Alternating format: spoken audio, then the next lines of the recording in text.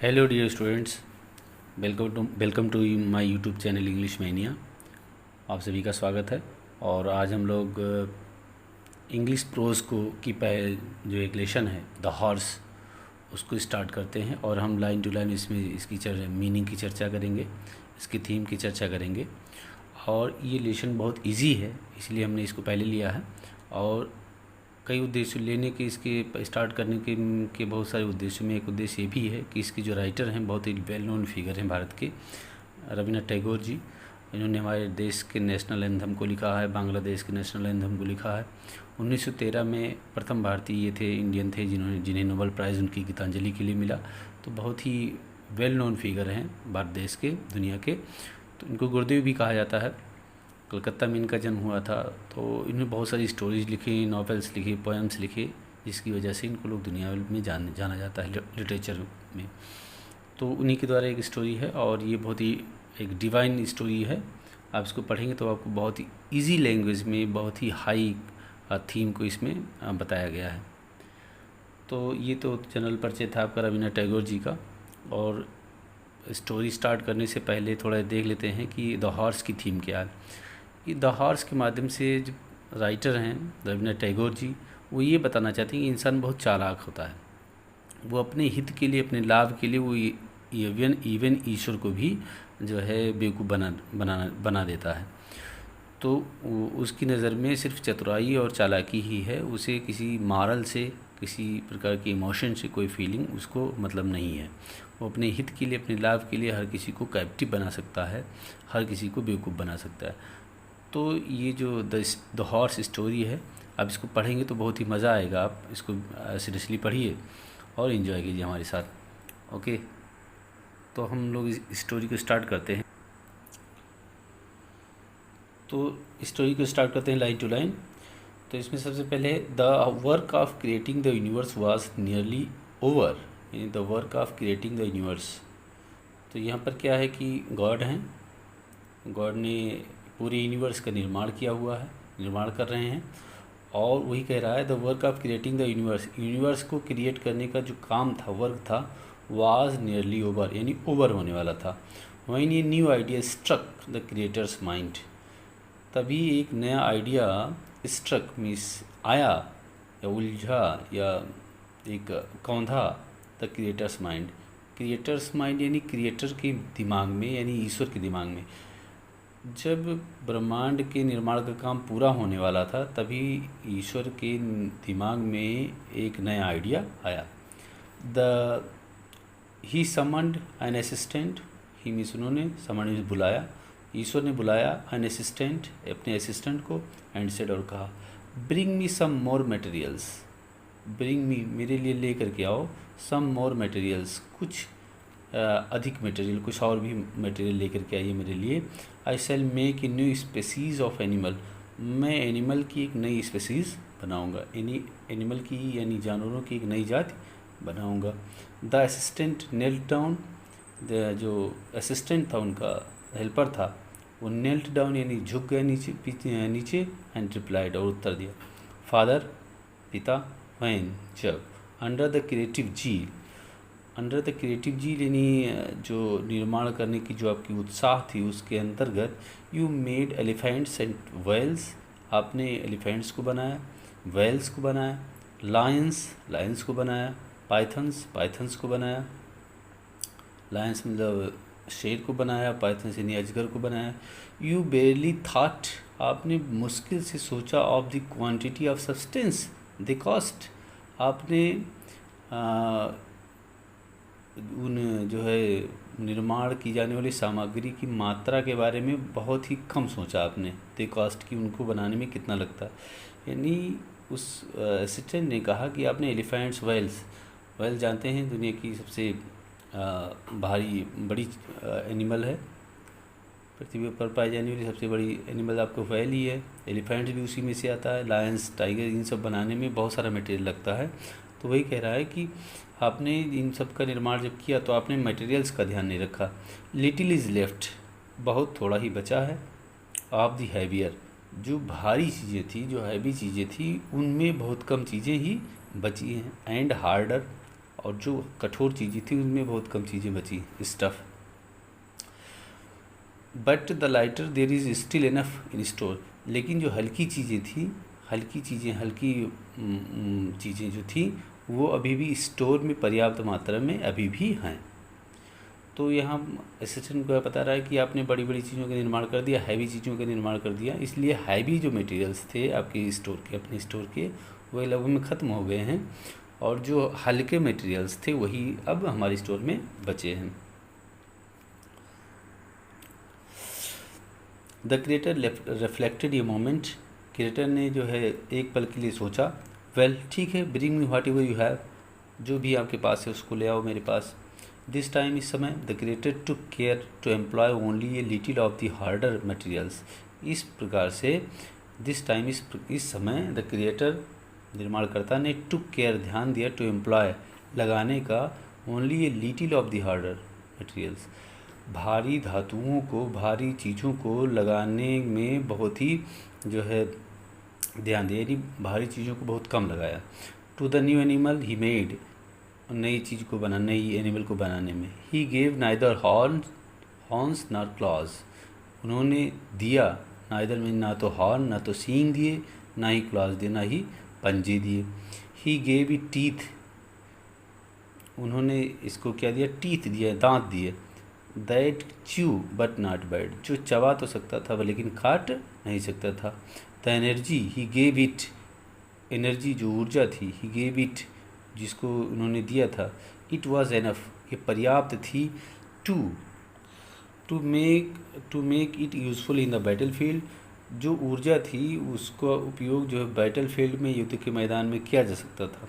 But लेकिन he gave it no taste of its own for battle, लेकिन युद्ध का उसे खुद का टेस्ट नहीं दिया, यानी मतलब उस एनिमल को युद्ध में कोई इंटरेस्ट नहीं था। The animal came to be known as the horse, उस एनिमल का नाम जो है क्या पड़ा, द हॉर्स पड़ा, यानी हॉर्स पड़ा, यानी वो एनिमल जो है बाद में किस नाम से जाना जाने लगा, हॉर्स के नाम से। The creator had spent in its making enough of such stuff, creator ने, निर्माणकर्ता ने, हैड स्पेंट खर्च किया था, इन इट्स मेकिंग, इसके बनाने में, enough of such material stuff, ऐसी चीज़ों को बनाने में, इसको बनाने में ऐसी चीज़ों को खर्च किया था, as the air and the sky are made of, जिनसे एयर, हवा, और स्काई आर मेड ऑफ, जिनसे हवा और आकाश बनते हैं, यानी हवा और आकाश से बनने वाली चीज़ों को ही जो है ऐसी चीज़ों से ही उस एनिमल को, यानी हॉर्स को उन्होंने बनाया था। अब आप ध्यान में दीजिए कि जब मेड आता है तो उसके बाद ऑफ आता है, प्रीपोजिशन ये है, ये फ्रेजल वर्ब है, फिक्स्ड प्रीपोजिशन वाला वर्ब है। द रिज़ल्ट वाज दैट, इसका रिज़ल्ट ये हुआ, इसका परिणाम ये हुआ, दैट कि it's mind was full of the desire of for freedom, desire के बाद फ्रीडम आता है, यहाँ भी आप थोड़े ध्यान में रखिए। द रिज़ल्ट, इसका रिज़ल्ट ये हुआ, दैट कि वाज दैट, इसका रिज़ल्ट ये था, it's mind was full of the desire for freedom, इसका जो माइंड था, यानी घोड़े का जो माइंड था, was full of the desire for freedom, यानी आज़ादी, स्वतंत्रता की जो है फीलिंग से उसका भरा हुआ था, यानी उसका दिमाग पूरी तरह से स्वतंत्र था, वो बहुत ही स्वतंत्रता पसंद जीव था। It would run a race with the wind, वो विंड के साथ रेस कर सकता था, यानी ये हॉर्स विंड के साथ रेस कर सकता था। It would dash to the point where sky touched the earth, ये it would dash to the point, ये ऐसी बिंदु को भी टच कर सकता था, वेयर स्काई टच्ड अर्थ, जहाँ पर आसमान और अर्थ एक दूसरे को मिलते हैं, यानी क्षितिज को भी छू सकता था। Other animals ran with the purpose, दूसरे एनिमल्स जो है उद्देश्य ले करके जो है दौड़ लगाते हैं। अदर एनिमल्स, दूसरे animals, are ran with a purpose, उद्देश्य के साथ दौड़ते हैं, बट लेकिन the horse raced without but the horse raced about for no apparent reason, लेकिन घोड़ा जो है दौड़ लगाता था about for no apparent reason, किसी भी बिना किसी स्पष्ट कारण के ही ये घोड़ा दौड़ लगाता था।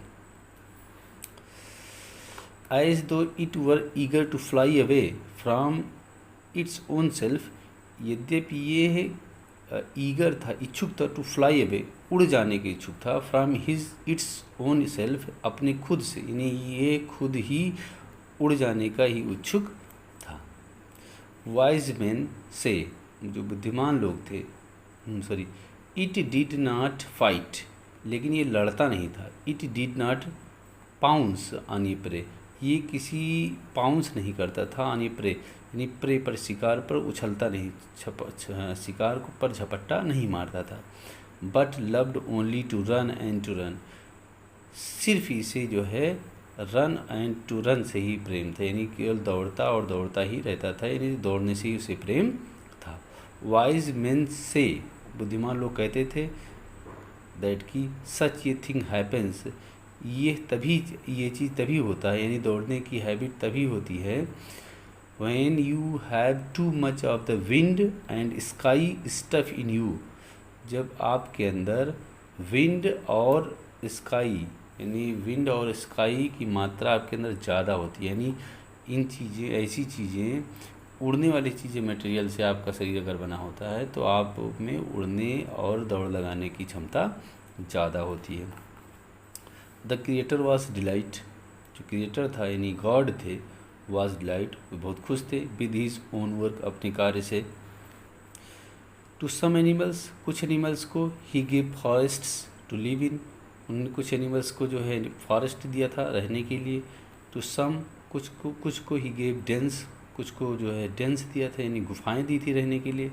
बट लेकिन as he liked to see the horse running as aimless race, यद्यप वह ईश्वर लाइक्ड, पसंद करते थे, टू सी, देखना, द हॉर्स को, रनिंग एज एमलेस रेस, बिना उद्देश्य के दौड़ लगाते हुए देखना, ईश्वर घोड़े को पसंद करते थे।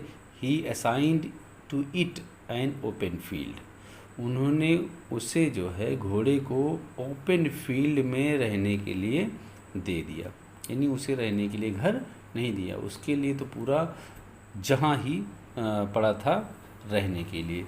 वो चूँकि दौड़ने से ही प्रेम करता था, भागने से ही प्रेम करता था, इसलिए उसे जो है रहने के लिए कोई स्पेसिफिक जगह उन्होंने गॉड ने नहीं दिया। जैसे बहुत सारे एनिमल्स को रहने के लिए फॉरेस्ट दिया, इंसान को रहने के लिए घर दिया, लेकिन तो राइटर यहाँ कह रहे हैं कि बहुत सारे एनिमल्स को रहने के लिए उन्होंने, ईश्वर ने घर दिया, लेकिन इस दौड़ना जिस एनिमल को पसंद था, हॉर्स को, वो रहने के लिए कोई स्पेसिफिक जगह नहीं दिया, उसके लिए पूरा खुला हुआ आसमान था, वो कहीं भी रह सकता था, कहीं से कभी भी समय, किसी से समय उड़ सकता था। अब क्या हुआ देखते हैं। Beyond that field lived man, beyond that field, उसी फील्ड के उस पार इंसान भी रहते थे। He was bent under the weight of the burdens, वो इंसान वाज वेंट, झुका हुआ था, under the weight of the burdens, अपने बर्डन से झुका हुआ था, यानी अपने बोझ से क्या हुआ था, दबा हुआ था। He had accumulated, he means जिसको, हैड एक्यूमुलेटेड ने जिसको उसने इकट्ठा किया था, जितना उसने कमाया था उन सभी के जो है बर्डन से वो झुका हुआ था। As he saw the horse, जैसे ही उसने हॉर्स को देखा, ही न्यू, समझ गया, दैट कि he would be able to shift his burden on to its back, यानी जैसे ही इंसान ने उसे हॉर्स को देखा तो वो तुरंत समझ गया कि ये एनिमल जो है उसके बर्डन को जो है अपनी पीठ पर लाद सकता है, यानी इंसान तुरंत समझ गया कि मैं जो है अपना सारा बर्डन इसकी पीठ पर शिफ्ट कर सकता हूँ। इफ़ समहाउ, यदि किसी तरह, ही कुड कैप्चर इट, यदि उसे वो पकड़ ले। वन डे, एक दिन, ही कास्ट हिज नेट्स, उसने अपने नेट्स को फेंका, यानी जाल फेंका, कास्ट मीन्स फेंकना, नेट्स मीन्स जाल, एंड कैप्चर द हॉर्स, और हॉर्स को क्या कर लिया, पकड़ लिया। ही पुट ये सैडल ऑन इट्स बैक, उसने, जो इंसान ने उसके पीठ पर, बैक पर सैडल यानी सीट रख दिया, and curve in its mouth, और एक कर्व उसके माउथ में डाल दिया। कर्व मीन्स एक लोहे हॉर्स के मुंह में एक लो आयरन रॉड पड़ता है पतला, जिससे उसके लगाम को बांधा जाता है और उस लगाम के द्वारा उस घोड़े को कंट्रोल किया जाता है। तो उसने जो है वो लोहे का कर्व डाल दिया ताकि इससे लगाम, इसके ऊपर लगाम लगाया जा सके। And kept it confined in a prison, और उसे क्या कर दिया, एक प्रिजन में, एक जेल में कन्फाइन कर दिया, बंद कर दिया। अब क्या हुआ, the tiger remain in its forest home, tiger जो है अपने फॉरेस्ट के होम में रह रहा था। एंड और the lion in its den, और लायन जो है अपने डेन में, अपनी गुफा में रह रहा था। बट द हॉर्स, लेकिन वो हॉर्स, घोड़ा, लॉस्ट इट्स होम, लेकिन वो घोड़ा अपना घर छोड़ चुका था, अपना खो चुका था अपना घर, क्योंकि टाइगर और लायंस ये अपने घर में रह रहे थे, लेकिन जो हॉर्स, जिसके लिए पूरा जो है खुला आसमान था, उसका वो खुला आसमान छीन चुका था। वो अब घोड़ा कैप्चर्ड हो चुका था और इंसान ने उसे जंजीरों में बांध लिया था, एक कोठरी में बंद कर दिया था। द ओपन फील्ड, उसका ओपन फील्ड छीना जा चुका था। In spite of its deep love for freedom, यानी डीप लव फॉर फ्रीडम यानी गहरी आज़ादी से गहन प्रेम होने के बावजूद भी, it could not escape bondage, उस बॉन्डेज से यह जो है एनिमल स्केप नहीं हो सका, उस बंधन से जो है बच नहीं सका। फिर क्या हुआ, व्हेन लाइफ बिकेम अनबियरेबल, जब ज़िंदगी जो है अनबियरेबल